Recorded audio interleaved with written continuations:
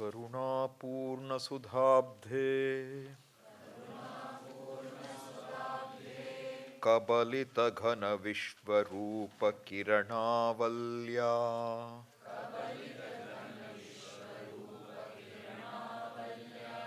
अरुणाचलपरमात्मन् अरुणो भव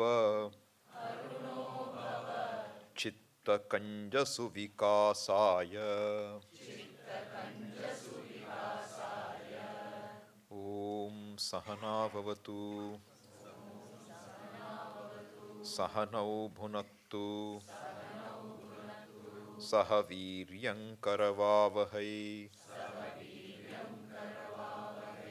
तेजस्विनावधीतमस्तु मा विद्विषावहै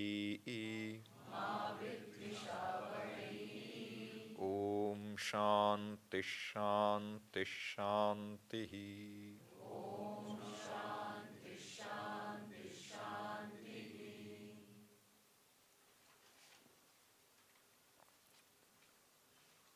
We always begin with a prayer. Whether it is said in so many words or it's implied, but we always begin with a prayer, a prayerful mind. That's why we've tried to begin the day with the temple. No, it's not, the temple is not for the priest to be there, to run it. It's for all of us to use. What we gain is what we tap. Swamiji's analogy is to be always, it's like groundwater. There's water right under your foot, but you need to tap it. Grace needs to be tapped. It just doesn't happen. This is where a human will and effort is needed. I need to put my mind to make a prayer. And prayer, incidentally, happens to be the freest expression of human free will. We will talk about that later. But the fact is, we don't begin anything, preferably anything, without being prayerful. Prayer is explicit. Prayerful means that's an attitude. But to grow into prayerfulness, we need to pray. You need to discover the devotee in you. All this will come later, but just as we go. So the first verse we have seen, composed by Ramana. Now we will briefly look at the second verse as well, okay? So this is a Vedic prayer. Sahana Vavatu. It's in the Taittiriya Upanishad. And what does it mean? Sa ha nau avatu. Sa means he. He. Swamiji, is God he or she? Why is it always a he? He just stands for a for we have to use a gender. Whether you say she, whether you say he, whether you say it, makes no difference. But generally, masculine words are used. Okay? So it has no bearing upon the gender of God. There is no gender for Ishvara. That due to which there is a gender difference is Ishvara. So Jnaneshwari is as much commanding our devotion as the Dakshinamurti. One day Jnaneshwari will be raised to heaven and told she is everything. One day Dakshinamurti will be raised. It's all a matter of how you choose to look at it. But there is only one Ishvara. There's another problem, Hindus have many gods. So we get confused. Politicians in this state especially get very confused. What to do? So the point is, one God, in fact, if you say one God, even that's not appropriate. What does it mean to say one God? Means there is one God and there are many non-gods. Correct? Expression we use is there is only God, not one God. There's a big difference between the two. One God is monotheism. There's only one God. And Hindus, we are all, they have a lot of pagan deities. And therefore there is no one God, they have many gods. So they can come with very interesting ideas also. So Swamiji used to narrate something that happened when he was a brahmachari. Puja Swamiji. He's on a train. And there's a person who is doing his missionary work. So he asks a person, you have many gods. Isn't that a problem? Isn't that a problem? You have many gods. Isn't that a problem? Why should it be a problem? Look, because you start calling. You have a problem, you call Ganesha, Ganesha, Ganesha, Ganesha, please come. Ganesha doesn't come. Then what do? You start Shiva, Shiva, Shiva. Shiva doesn't come. Then you do what? Vishnu. Nobody comes finally. You know what? Look at ours. We only have one God. Therefore, gods don't have any confusion. He will come. And he will do what he has to do for us. And this poor fellow didn't know what to answer. Then he saw a brahmachari sitting there. Then he said, good victim. What do you think? Many gods problem or not? So Swamiji asked, okay, let us assume it is so. Now, suppose, there is one problem happening here. Right? And I call that one God. Meanwhile, at the same time, another fellow is calling for him in London. Poor fellow, only one. Which way will he go? Will he go to London or will he come here? And third guy is calling in Sydney. And the fourth guy is calling in Africa. Where will he go? One God problem. Which is correct now? Is one God better or many gods are better? This is all silly, okay? The answer is as appropriate as the question. It's not its right answer. The answer is in keeping with the foolishness of the question. So understand, if before you answer the question, certain questions actually we shouldn't even answer. So suppose there's a question. Will you walk in front of a fool or behind a fool? What will you answer? What will you answer? Will you follow a fool or will you lead a fool? Which will you answer? Is there an answer? Either way you answer, you're in trouble, okay? I'll have nothing to do with a fool.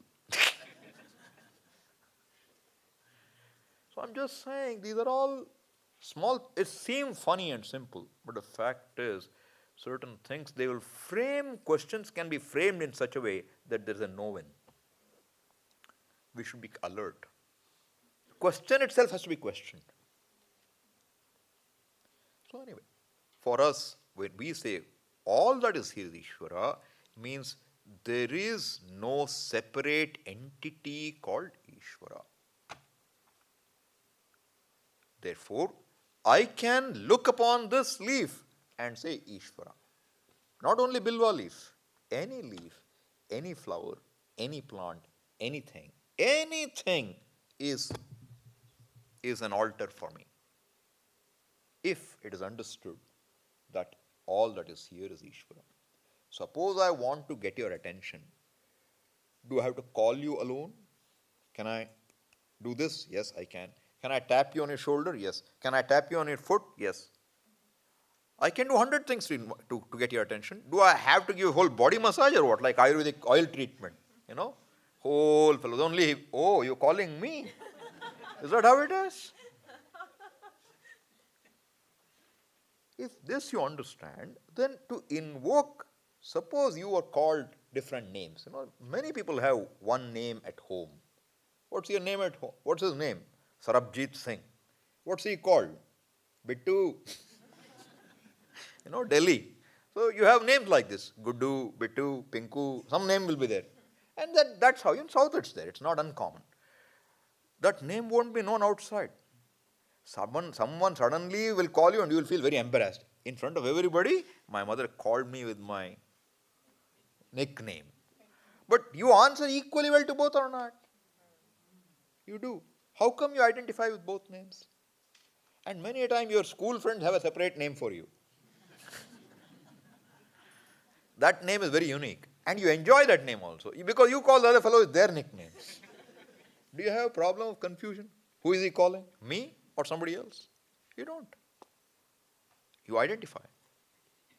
If Bhagavan alone is, if all that is here is Ishvara, what name do you need? If I call you, you need to know it's your name. But Bhagavan is all here and is all knowing. He won't be confused. Therefore, now whether you call it he, whether you call it she, whether you call it, makes no difference. Important thing is, Ishvara is a conscious being. The conscious being who can respond to you. That's important. A prayer which is just a chant is not a prayer unless you recognize a conscious being's presence behind what you are invoking. That is the Saha. Saha, Sa, Ha, Now, Avatu. That Sa is the Lord. And in Sanskrit, the Saha comes from a noun base, a pratipadikam called Tat. Tat, you can easily remember the word by remembering that. Tat is that. Tat means that. What do you understand when you hear the word that? This, that. What is that? Remote. Not around locally. That man, that person, that place, this flower. Correct? So that means what? Remote. Where is Bhagavan remote if he is everywhere? If all that is here is one Ishvara, how can you call him remote? In your heart, is he present everywhere? Or is he yet to be known? Where is Ishvara to you? If I say you pray to Ishvara, what do you do? Generally, what do we do? Do you imagine a form? Or do you think, oh, everything is Ishvara? If you really see everything is Ishvara, then prayer has already done its job. Correct? So the word is very appropriate. Not appropriate because Ishvara is remote, but in our understanding, Ishvara is remote. Unknown and remote. So where is he? Up there in heaven. So what do you want to do? I want to go to heaven. That's a trip. Because in heaven everything will be okay. Here you can't solve the problem. When you go up there, you will be okay. How do I know? Did you go there and come back? No, I have heard.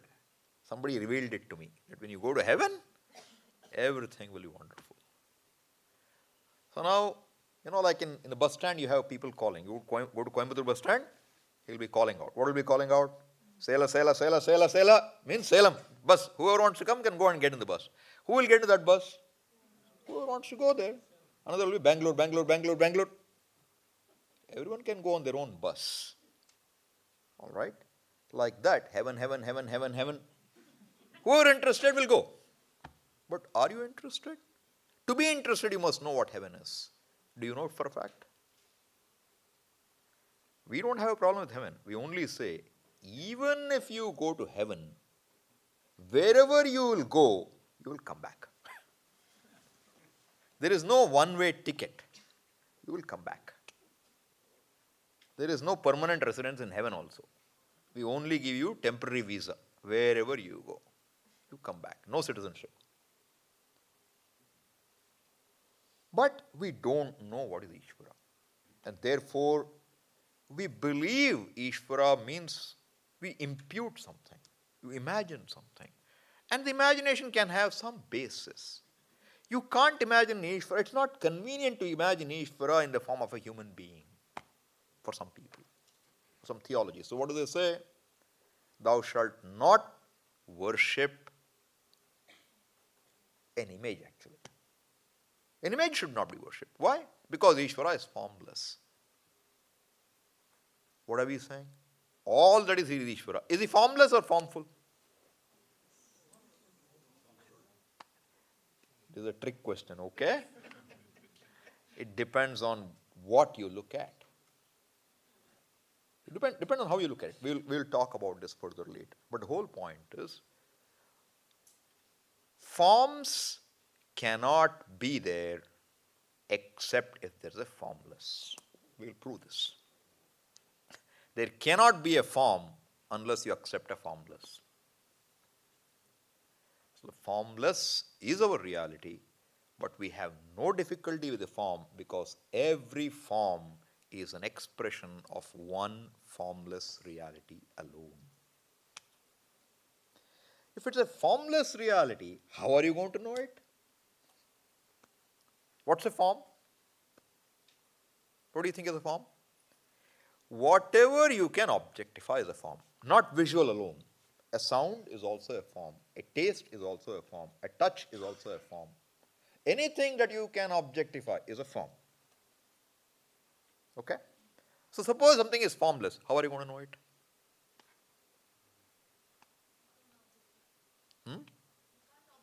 You can't object, that's what I'm saying. So how are you going to know it? Problem. It's a serious problem. Therefore what? You assign him a place in heaven. Convenient. God the Father is formless. And where does he live? At heaven.com. .com, okay? Not .org. Commercialized. .com. So he is there. Formless requires a place to live, address. Yes. Do we buy it or not? And he is formless and it's a man. Does it make sense to you? It's only he. It cannot be a she. It's he. Does it make sense? How do you know it's a she? You know, long ago our school teacher in school, Hindi teacher would say, how do you know whether this table is Pullinga or Strilinga? ऐसे देखने से भी नहीं पता लगता है. You can't tell even by looking down whether which gender it is. How are you going to know the gender of God now? Formless fellow. And you insist it has to be a he. If you say she, off with your neck. Is it believable? They call all religions as faiths. Is this believable? You should believe what can be believed. What is against reason cannot be believed. You cannot call it a belief. It cannot be believed. But I'm saying, when we want to talk, you can't talk and communicate about the formless just like this. But we start by saying, there is something more than what I see which keeps things going. Starting point. And that is remote because I don't understand it. Therefore, saha. Understand remoteness. Just in my understanding, I don't understand. Whatever I know of God is only my own imagination or my imagination which is inherited from my culture. A person who comes here, we've seen students who come from outside, and many of them find it difficult to relate with Dakshinamurti or Gyaneshwari. But they are very happy, relatively happy with Ganesha or Hanuman. You will notice this. We notice this. Why? Because they've been programmed. Human form, definitely you should not worship. Human is harder. This is because of the bias. You understand what I'm talking about? The objectivity? It goes all the way. Once you have been kind of indoctrinated to say God cannot have a human form, then when you look at that, you can't worship. Because even programmed shouldn't do it. And if you do it, Satan's work. So Satan is one more power. God is one more power, not for us, in some theologies. And who is more powerful? If God was more powerful, Satan shouldn't create trouble. So if Satan can put spokes in God's wheels, who is more powerful? You know the answer, okay? So I'm saying we should understand what it all means. This is not to find fault. We're just saying when we want to know the truth of something, mind should be open. It's not about a person, it's not about a theology. Truth is what it is. You cannot bend it. You cannot wish it to be different. How much ever you wish, I ask you right now, look at this. Look at this beautiful flower. Nice red rose. Can you oblige me? Nice red rose. Look at it. I'm telling you, believe me. Can you oblige me? You can't. Why? Why can't you oblige me? Because the last word for color is what? Your eyes. No one can take it away from you. This should be your attitude towards Shastra. Why, we will see later. So the point is that what cannot be believed, what is against reason, we should be able to see through it. That again requires a mind which is objective. Okay? So Saha. We'll go back to Saha now. Saha now avatu. Ha means indeed, definitely, surely. He, surely, may he surely protect us. Saha now avatu. Now is two of us. Who are the two? There's a teacher and there's a student. Teacher is not God. Student is also not God. There is a Saha. Sa. Saha now avatu. May he protect us. Saha now bhunaktu. May he nourish us. Saha viryam karavavahai. Now it is not Saha, it is Saha, one word. May our learning together be brilliant. There is no teacher unless there is a student. There is no student without a teacher. So you cannot call me a teacher unless you are a student. You can't say he is a teacher. Teacher for whom? Not for you. Unless you relate as a teacher, there is no teacher. Therefore, learning is a chemistry between the student and teacher. It's not independent. So, acharya purva rupam antevasyuttara rupam. Then what? Vidya sandhihi pravachanagum sandhanam. Some of you may not know, it's okay, I will explain what I am saying. This is in the Taittiriya Upanishad, Shikshavali. What does it say? Acharya purva rupam. Acharya, teacher is one side. Antevasyuttara rupam. Antevasi is a word for a student who is resident like you right now and staying with the teacher and studying. Antevasyuttara rupam. What comes between the two? What's the relationship? Vidya sandhihi. What brings it about? Paravachanagum sandhanam. The teaching makes that possible. The knowledge makes it possible. Therefore, there is no acharya and shishya unless there is a situation where the two come together and relate with their mind. That's why I requested all of you to be closer and not sit way behind to the extent you can, so that we have a good rapport. So that both of us should do well. What can go wrong? we can have a lot of disagreement. You may think that I am talking about you. Suppose I spoke about someone with long hair. Somebody in front of me might think I'm talking about him. I'm not talking about you, okay? Neither am I talking about you. But you may think, look, Swami is poking holes, poking fun at us or talking about us without naming us. And we can't answer back. This is not fair. I'm not talking about you. I'm talking in a very general way. But you may think so. And you may say something, and I might think you are telling me about it. If this happens, the relation of trust is eroded. And if the trust is eroded, we don't really relate. Because you look at any relationship, what is the most important aspect of any relationship? Trust. Without trust, do you have a relationship? I love you. I love you too. It comes like, you press one button, one music comes out. I love you too. Neither of them love, they're going to court. That is not love, okay? There's no trust. So, may we enjoy a relationship of trust, mutual trust, mutual respect. I don't look down at you, you don't look down at me. We may disagree, we may try to understand each other better, but there is a relationship which is on a very firm footing, that you come thinking I am better informed in some aspect. Okay? And I take you the person who has come to learn, and you may have your challenges. I'm not expecting a student who will understand everything at first shot.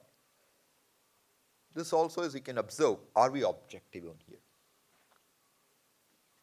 When we are studying, when you're at school, etc., there was a time when you would feel, all these other people are no good. I'm smarter than the rest. You feel, and then you somehow wonder, how these fellows come in the same class? What are they about? That's an attitude. It's an attitude. And sometimes it's pushed down. You go to a good college, they want to make you feel good. So what do they tell you? You are the best. We get only 100 people out of the whole country. You are among the best. You are special. This keep boosting your ego, and now your ego has gone too far. So when somebody pokes a pin, whole thing will get deflated. But the point is, I'm saying, am I objective? Or do I look at a person who is challenged as someone who doesn't deserve respect? If I do, then I'm not objective. There are reasons why you are the way you are, but I should be able to. It's a human mind. Every mind has its limitation. Limitation only, how far do you push me? At some point I will break. Possibility, right? Every one of us. Therefore, the prayer is what?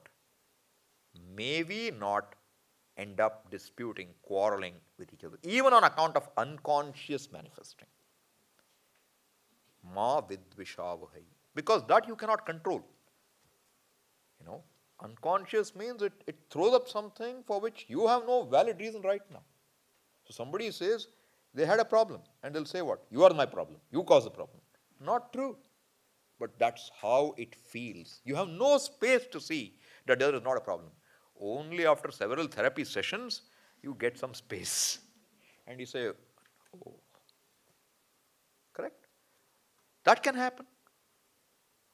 Therefore, we make a prayer. What? Ma vidvishavahai. And then what?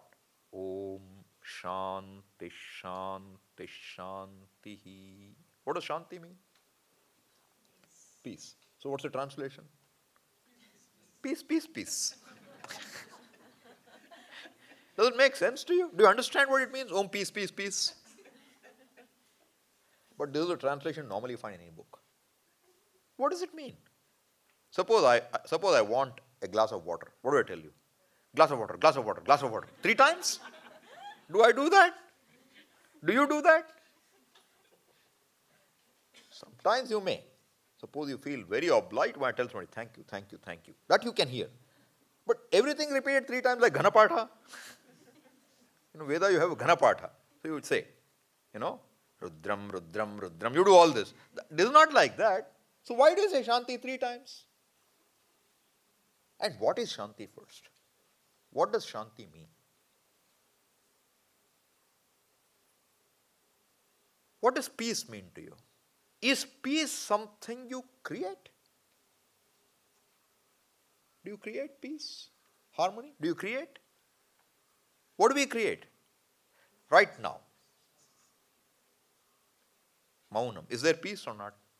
I talk. Is it disturbed or not?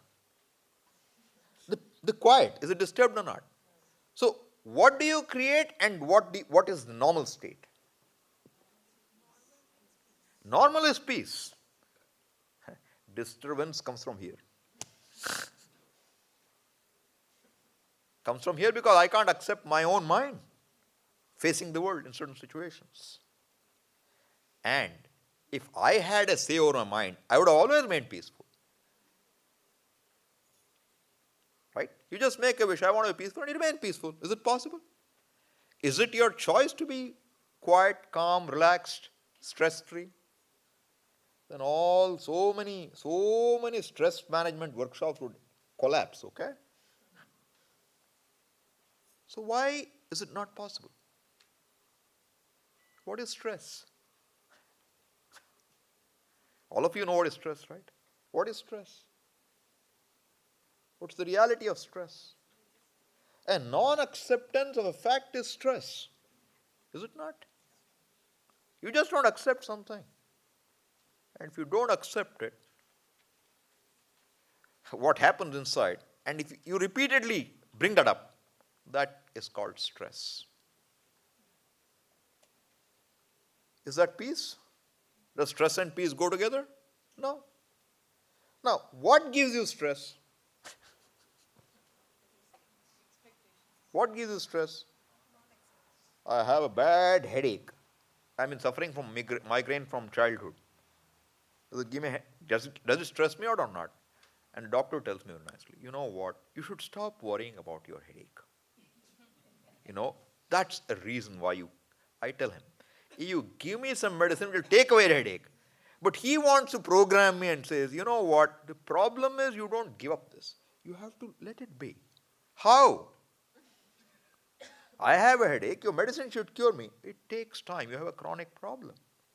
How can I cure you overnight? But the fact is, a headache, anything centered on this body, a hurt, an injury, will cause you to be not free from a need for it to go. That's an absence of peace. So one Shanti is to say, I'm praying to one who can give me anything I want. And I'm praying to say, help me be free from obstacles to my study right now, my growth, which is centered on my own body. That's the first Shanti. The second Shanti is what? There are people around me. There are things around me. I come to this place and I start sneezing. What happened? There's some pollen outside. What can you do about it? Nothing much.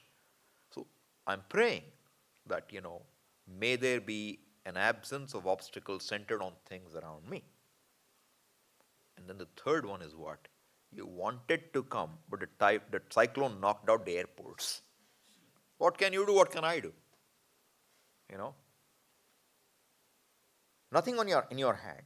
This we call as the third factor, which is not in a human being's hand at all, totally. And this is called Daivi. And this is a third potential source of trouble. And therefore, we understand there are multiple sources or obstacles which can hinder my growth, my blossoming. And that is the prayer. Shanti, Shanti, Shanti. The way we pronounce it, Shanti, Shanti, Shanti. Not Shanti, Shanti, Shanti. Can be done. But Vedic prayer is like this. Shanti, Shanti, Shanti. Okay? That Shanti, that Visarga becomes a Shakara. Shantish, Shantish, Shanti. So even as you pray, your mind should be, your heart should be in it. That I know, even when sitting in class, my mind can be in the dining hall or can be anywhere else. It could be at my workplace. I don't want. When I step in here, this is an attitude. When Swami Tattvayananda used to say, when you step in to the temple, what do you do before you step in? You leave your footwear. You leave all the mental garbage there. Then you step in. Not just your footwear. You release, you basically are going with an attitude, go with that attitude. So the prayer here is, I don't have control or say over mind. I want to have a obstacle-free pursuit. Clear? That's the reason for prayer. Now, if somebody says, who is there to give me this result? We will look into it. We say there is Ishvara, there is Saha. We have to prove, we have to see how it all works. Okay? This is the prayer verses. Now we'll go further. So what is this Upadesha Saram now? What is its story? So there was, Ramana Maharshi was a noble soul, great learned man. We consider him a jnani. Why do we consider him a jnani? Because you can never know whether another person is a jnani. Jnani means a person who knows, who is free already. Therefore, we see Ramana as a person who is free. All right? So Ramana Maharshi left his home when he was 16, went away to Tirunamalai, stayed in caves, meditated for long hours, and then he was discovered by somebody. He was not born Maharshi.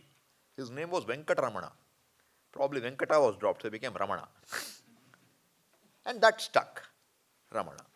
And then someone who saw his knowledge, what he has, decide to call him Maharshi. What is Rishi? What does Rishi mean to you? Sage. What does sage mean? Rishi. What does sage mean? A seer. Who is a seer? I also am seeing you. Am I a seer? Seer means, long ago we used to have this problem. We didn't know how to pronounce. S-E-E-R. Seer? Seer? What is seer? Never thought it is C plus E-R, seer. Seer meant there was some word which we didn't understand. Seers. No, only much later, probably after going to the Gurukulam, I realized, seer means see-er, drinker, thinker, see-er, seer. So simple, okay? Seer. What do you see? What do you see? Do you see things falling when they come from above? Do you ever see some things fallen or not? Are you a Newton? Do you look why an apple is falling? Apples have been falling for a long time. Not only apples, many other things were falling. But one man said, why does it fall? And could see. See not literally with the eyes. Delve into it and get to the point of discovering a force which already is. So to discover gravity, you cannot invent gravity. And whatever we invent is purely a matter of putting things together. The capacity to put things together is given. It's purely that first human being to do it is called an inventor. But what's happening always is you have to use the capacity is given to do more. But to even know what's given is a discovery. So a Newton is a Rishi. Einstein is a Rishi. He could see more. He could say that there must be a unifying field. It's not ordinary. Or a Stephen Hawkins. Not ordinary. What do you call them? Intellectual giants. True, I can also call them a Rishi. Where are we right now?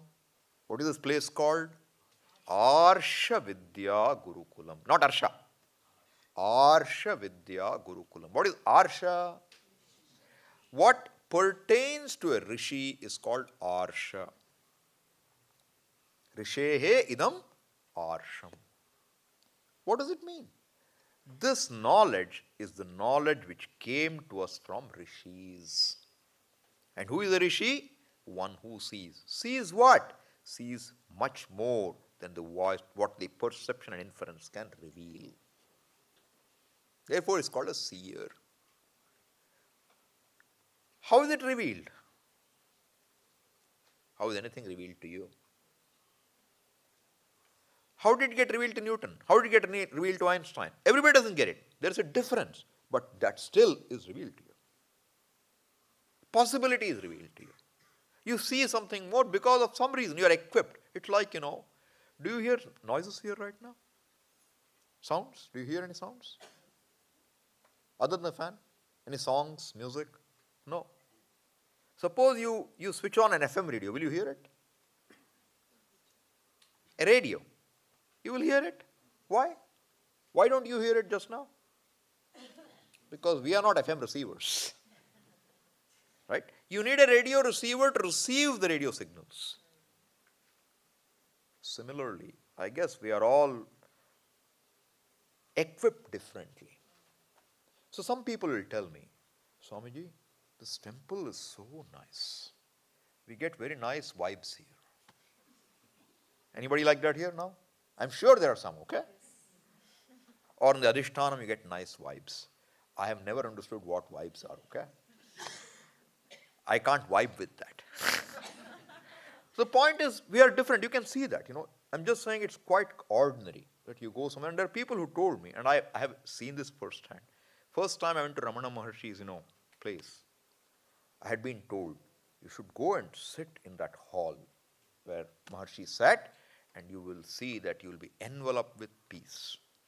And Virupaksha cave, even better, you go there. Honestly, I went there, I didn't feel anything. I felt it's all ordinary. I'm not saying it's ordinary. I don't have the antennae to capture the peace there, okay? But anything that you capture is subjective to you. It's not a fact. Or even it's a fact, okay, it can be two ways. One is subjective. Second is that you have the capacity to get that. Okay? So, Rishi is who? One who has this capacity to understand, see things which normally don't meet the eye. Okay? That's a Rishi. So, the entire Vedas are revealed to Rishis. Swami, then Vedas began at some time. This discussion will leave out, okay? This is just a way of mentioning that knowledge is revealed. All right?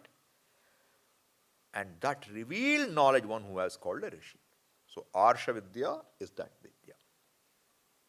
All right? And that knowledge is what is being taught here. Where did we come here from? We came from Maharshi. Okay? We have to keep context, okay? Otherwise you will think I'm going all over. I'm not going all over. I know what I'm doing. So, Mahancha Sau Rishi, he is a great Rishi. He is not just a seer, he is a brilliant seer. Okay? This title was given to him by Kavyakantha Ganapati Murti. No? So, he gave the Muni.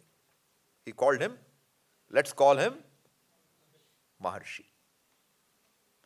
Every title is given, you will see. Mahamahopadhyaya, title given. So titles are conferred on a person. So he is Maharshi. Maharshi Ramana, he became therefore. So he was in this place and then he was discovered and he wouldn't talk much. He was a very quiet man. And then there was this person called Muruganar. He was a Tamil scholar and with a deep interest in these matters. And he was composing a poetic work based on Shiva Purana. Shiva Purana, Purana means, stories, epics. The epics which hold a message which is relevant to this day. It's not old and therefore outdated. It is old and relevant today, current. That's what Purana means. Pura eva navaha. It's old and yet new. That's Purana. So Shiva Purana. And there's the glories of Lord Shiva. And among them, he is describing a section where there are certain sages called, they are in a place called Darukavana. Supposed to be somewhere near modern Surat in Gujarat. But Darukavana, a forest. And these sages are doing a lot of rituals, Vedic rituals, etc., in order to gain a lot of powers. They want some powers, they want some capacities. Like, you will hear of this thing called Siddhi. What is Siddhi? I can see what you're thinking. Would it be nice? You can sit here and watch the cricket match happening in Dubai live. Would it be nice? This is called Siddhi. Okay? There is one Siddhi called Anima. You can become so small, tinier and tiniest. And you can also become what? Huge. Garima. Hanumanji had this. So when he was going, this demoness came and said, you can't go without confronting me. He became a small little fellow, went into her mouth, he became big and came out. Or he was small and came out. Doesn't matter. All I'm saying is that capacity.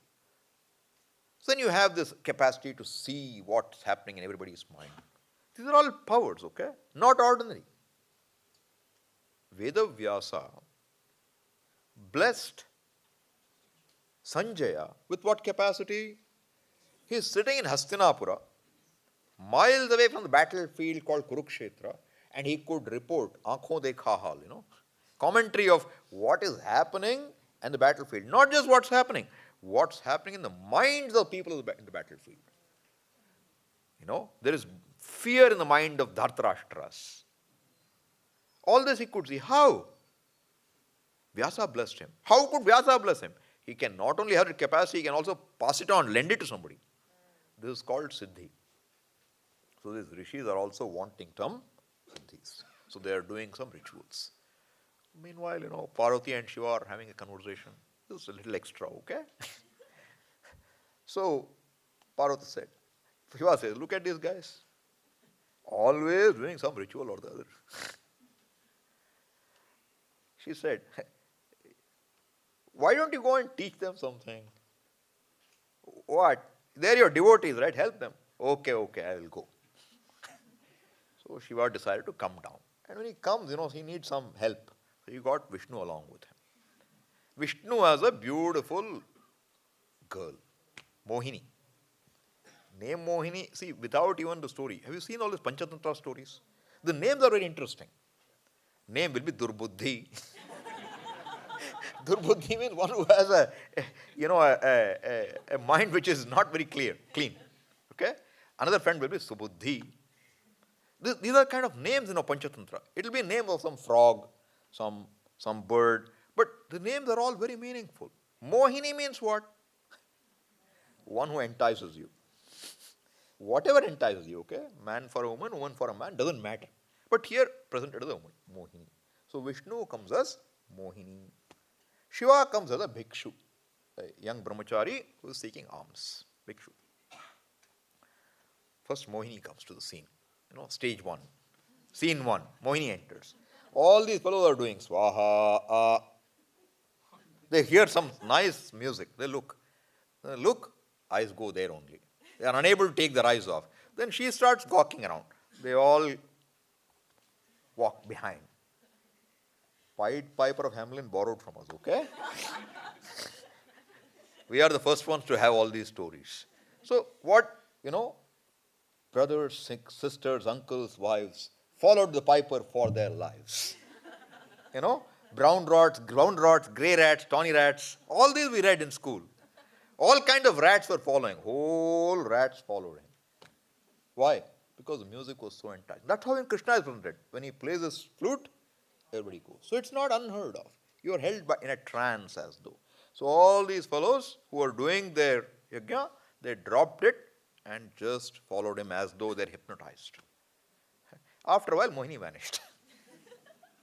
These guys discovered they have been taken for a good ride, they came back. But by the time you break the ritual for so much time, you have to start all over again. You're back to square one. They were They felt bad, they said, let's go home. They go home and none of their wives are there. They all vanished. Where are they? We don't know. Whole village, nobody is there. Then they found out, that asked around, one bhikshu came. Then these guys are all not ordinary. They have a lot of power, siddhis. So someone could figure out, there is one bhikshu who is taking all these our women away. We'll fix him. So they magically create a tiger, a wild elephant, and programmed to destroy this bhikshu. And when that elephant goes, the bhikshu just does a short job of it, takes out the elephant hide and puts it on himself. Couldn't do anything. Tiger couldn't do anything. Nothing they can do. Then these guys realize we are up against something, not ordinary. Then they come and they say, tell us, who are you? Then he says, why are you going after all these rituals? How many more powers do you need? What will you do with all your powers? You sent your elephant and your tiger. What did it do to you? What did it give you? Are powers the last word? What do you really want in life? Is this what you want? You think, suppose you can become very small, become very big. Suppose you can know everybody's mind. Is that your end of life? Is that your goal of life? What powers will make you satisfied? What wealth will make you satisfied? What are you really after in life? Not in one instance, in life. Is there a goal to your life? You're praying to me, all right, but for what? I can only give you what you ask for. You should be looking for something, okay? Even if you go to the dining hall and don't ask for food or don't take food, who will help you? So unless you want, I can't give you. Even I can give you anything you ask for, you won't ask for. What are you asking for? You have a lot of money. What do you ask for? Give me a TV. Give me a fridge. Give me a car. Give me another car. Give me a big house. I'll give you all that. But suppose you ask for something more, than consider it. But do you know what you're looking for? What are you looking for? They said, we don't know. You please teach us. Then Shiva taught them. What did he teach? Upadesha Saram. Taught. Now, you should remember what's the story. Muruganar is trying to describe this story. And he wrote things till this point where this Vishnu and Shiva came and took them away. When it comes to the Upadesha, Muruganar said, I don't think I can write that Upadesha. Maharshi, you please compose the Upadesha for me. You can do it. And Ramana Maharshi obliged. That is what is Upadesha Saram. That's the story of Upadesha Saram. 30 verses total. He first composed in Tamil, then he also composed it he made a Malayalam equivalent, a Telugu equivalent, and a Sanskrit equivalent. All coming from the pen of Ramana Maharshi himself. And that Sanskrit version is what you have in front of you. So this is the Upadesha Sara. Okay? So now, context is this. Whom did Shiva teach? People who are accomplished. Okay? Why are they doing rituals? Suppose you want to gain anything. What would you do? All of us. What do you do normally do? What would you do? Would you do rituals? In today, if you want to gain something, would you do rituals? Do you think of rituals? What do you think of first? Something I will do. Google. Google, correct, Google. What will Google tell you? What to do, how to do. Who told Google? Google cannot give you anything more than what you gave it. What is AI? It only does data mining. It cannot produce anything new. Maybe there is so much data that human mind is not able to process all of it, And this processors are so good that they can extract something which human mind is unable to. So people, I believe, with long-standing medical issues are able to go to AI, and the AI is able to tell them the likely problem today. It's possible because the capacity to crunch data and analyze it is immense. But still, the data is already there. That's important.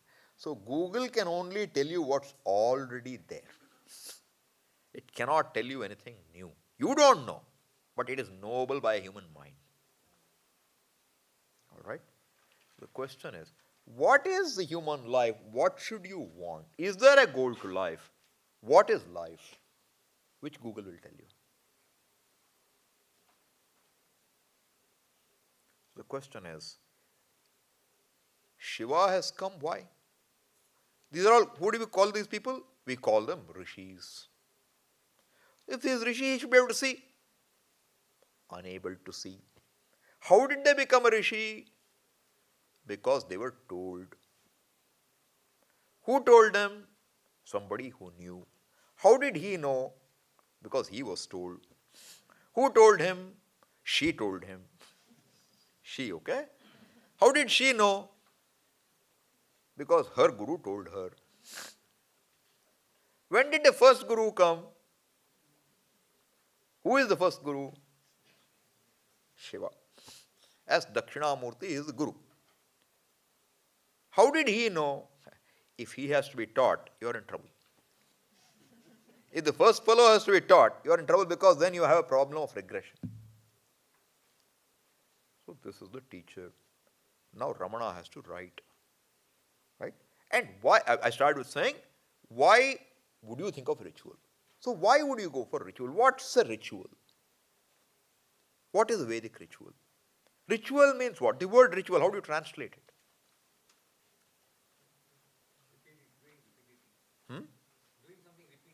Doing, not repeated necessarily. Ashwamedha is done only once, okay, enough. You don't need to repeat everything. Doing. What's important is doing is involved. Ritual is a word we give for doing which we don't understand. It's esoteric. It's something which, you think, somebody tells you today in the modern world, okay? You get some ghee, you light up a nice fire, and then you pour the ghee with chanting something, and you know what? You will become wealthy. Are you going to buy it? What do you get when you pour ghee into the fire? What do you get? More fire, correct. After that? Smoke, okay, after that? Finally, the fire is dead. Now what remains? Ashes. Is that what you want? Is that what you want? No. So, why do you do it? We pour milk. Morning today you saw, those of you who came. Dakshinamurti Abhishekam. Why do you pour milk? It's a waste of money. There are so many hungry children in this country. You should give it to them. Have you heard this logic or not? Why do you waste money like this? Hindus waste so much money. All meaningless rituals. That's where you hear the word ritual. It generally tends to be, has a despic, a note of despising in it sometimes. Ritualistic. What is wrong? What is wrong? You give it a label, ritual. Suppose you shake hands with someone. What is that? It's a ritual. Suppose they hi. What is that? A ritual. Just that you accept it.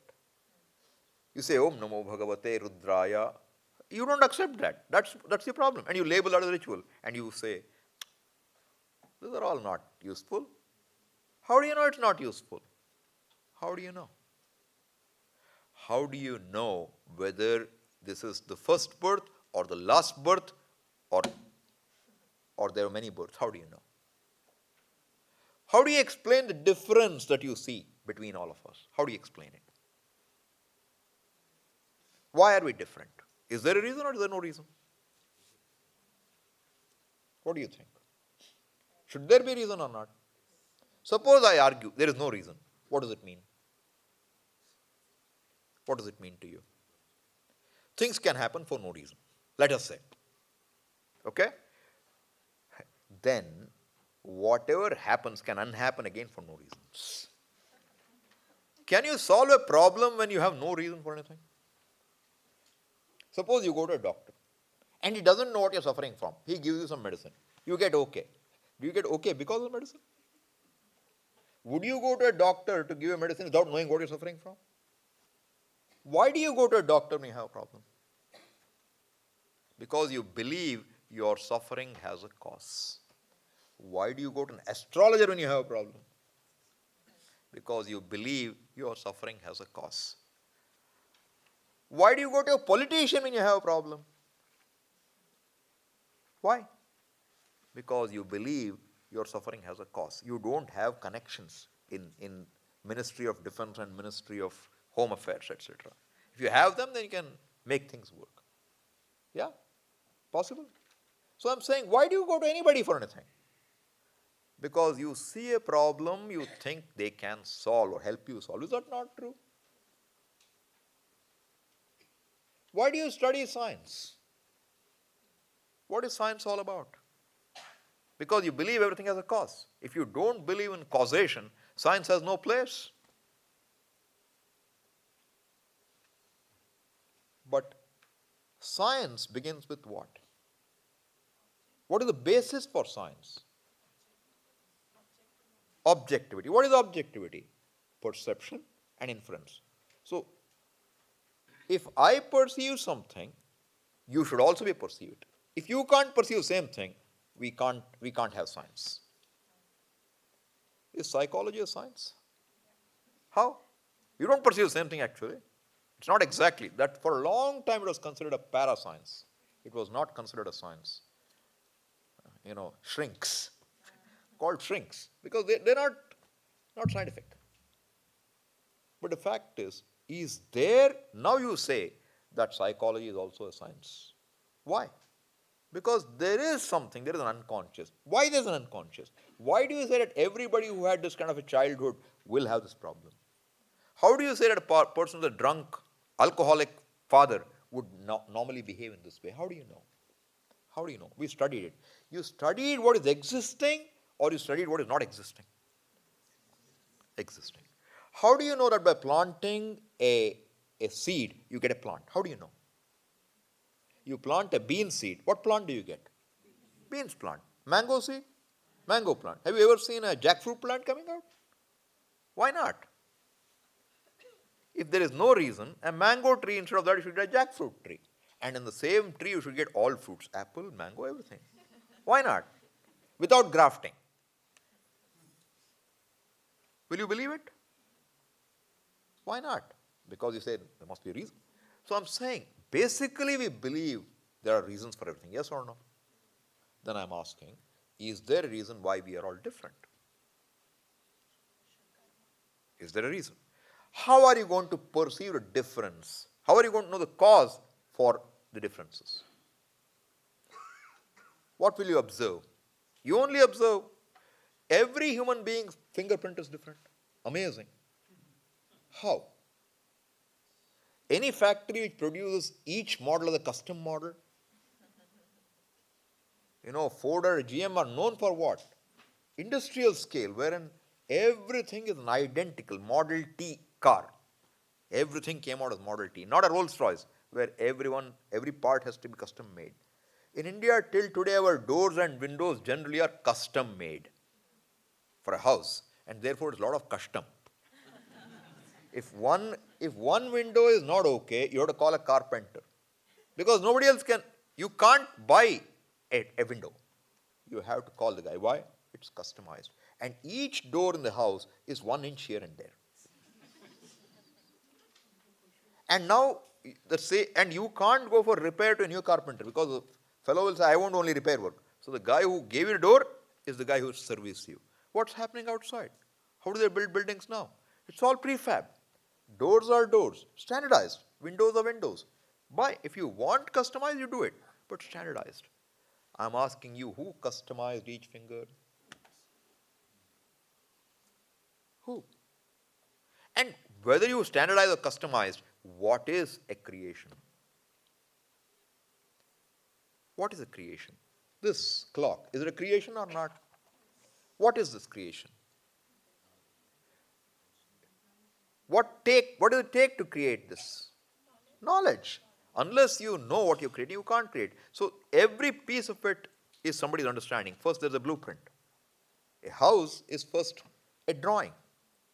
A drawing with multiple views. There's a front view, there's a top view, there's a profile view, and then now modern 3D software. You can see how your house is before you make it. But it's all knowledge. And when you approve the plan, it's physicalized. You tell me then, this body, is it knowledge or not? Who has this? Who has the knowledge to make each fingerprint unique?